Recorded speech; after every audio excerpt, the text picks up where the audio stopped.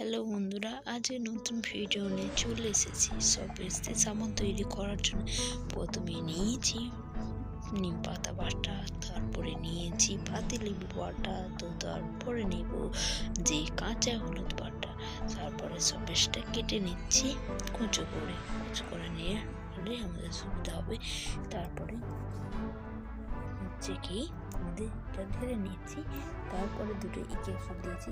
Capsule দেওয়ার ফলে আমাদের মুখটা গ্রো করবে। তো তারপরে আমরা একটা বাটির উপরে জল গরম বসাতে দিয়ে দিয়েছি। দেওয়ার পরে এটা গরম করে নেব। গরম করে নিয়ে ওই বাটিটা বসিয়ে এটা গরম করে নেব। করে নিয়ে এটা গুলি নিয়েছি। নেওয়ার ফলে এরপরে এতে ঢেলে নিয়ে 4-5 ঘন্টা ডিপ ফ্রিজে রাখলেই আমাদের সাবান রেডি। তো দেখতেই পাচ্ছেন কত সুন্দর সাবান হয়েছে।